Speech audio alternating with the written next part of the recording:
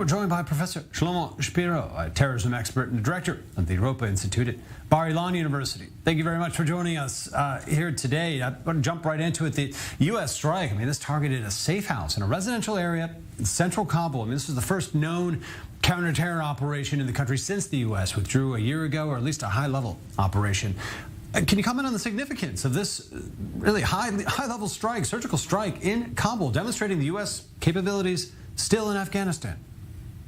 This is a very important success for U.S. intelligence and generally for United States counterterrorism efforts all over the world. Ayman Al-Zawahiri is one of the most experienced, or was one of the most experienced, master terrorists whose terrorist career goes back over 41 years. He actually participated in the assassination of Egyptian President Anwar Sadat in 1981. Was put in trial in Cairo, afterwards moved to Saudi Arabia, moved to Afghanistan. This is a terrorist whose significance goes way beyond the actual person. Big success and a good day for U.S. intelligence community.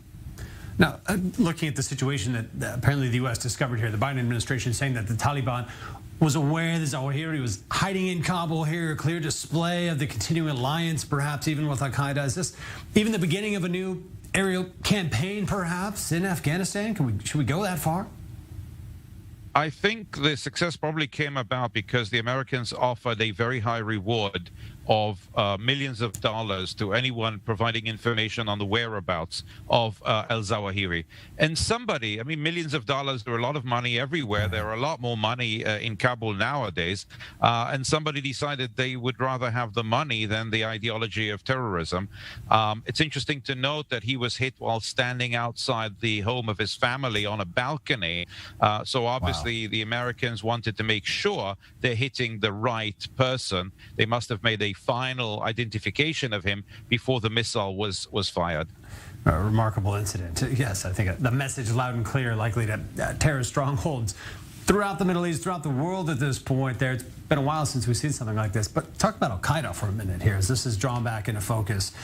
What do we know about their status throughout the Middle East? Are they on the run? Who's dominating, let's put it this way, the jihadi landscape? Is it the Islamic State, Al Qaeda, Hezbollah having a foothold, others? What's the landscape look like with Al Qaeda? Ever since the killing of bin Laden, who was the charismatic leader, he was the face of Al Qaeda.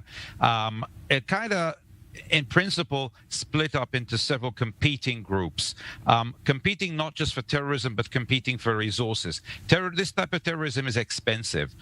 And when bin Laden was gone, the big money from Saudi Arabia was gone.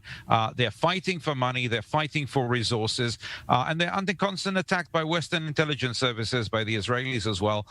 So Al-Qaeda of today is not Al-Qaeda 10, 20 years ago. They're on the descent. They're being replaced by more radical, smaller groups, but which do not present the same global risk that Al-Qaeda was in its heydays. And look into operation again. Last three presidents, here we have Biden now, certainly President Trump, Obama before him. They made a big deal about going after the leaders of these organizations, of jihadi leaders. There's bin Laden for Obama, al-Baghdadi under Trump here. Now, this strike for the Biden administration. But to what end? What appears to be achieved through these strikes at the leadership? Two impacts of a strike at any leadership.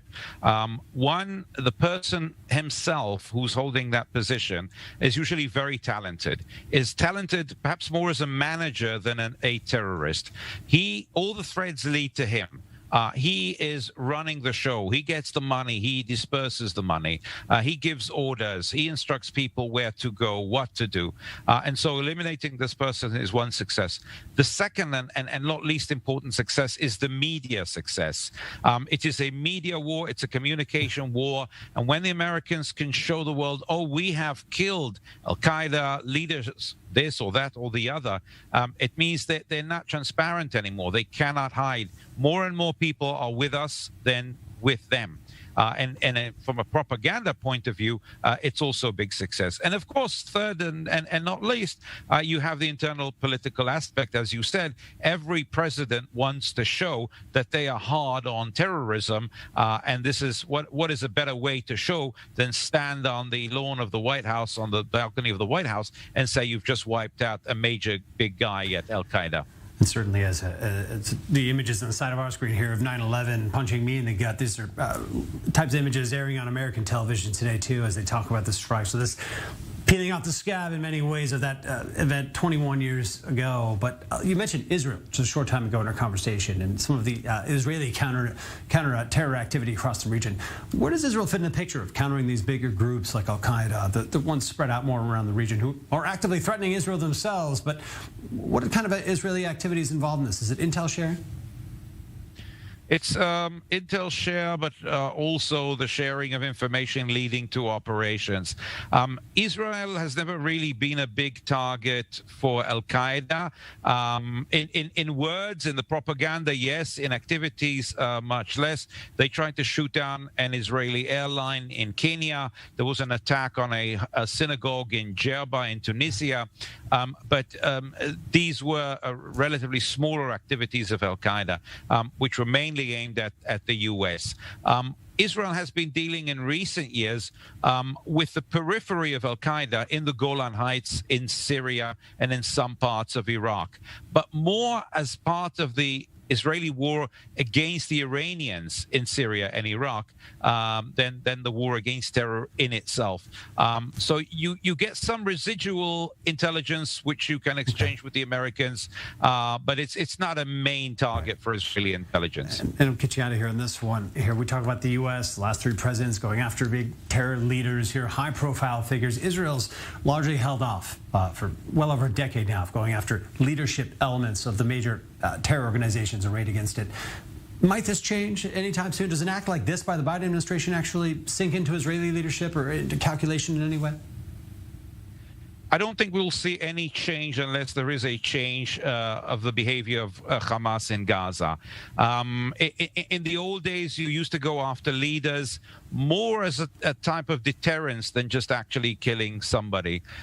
These leaders knew that they would have to hide. They would have to spend most of their days, finding where do they go to sleep, who can they trust, who can't they trust. I think there's less of that now. I think that rockets that are being fired in small numbers from Gaza come from very, very small groups, not the mainstream Hamas. So I don't expect to see a major change in that way in Israel anytime soon. Professor Shlomo Shpiro, thanks for being with us from Bar-Ilan University. Thank you.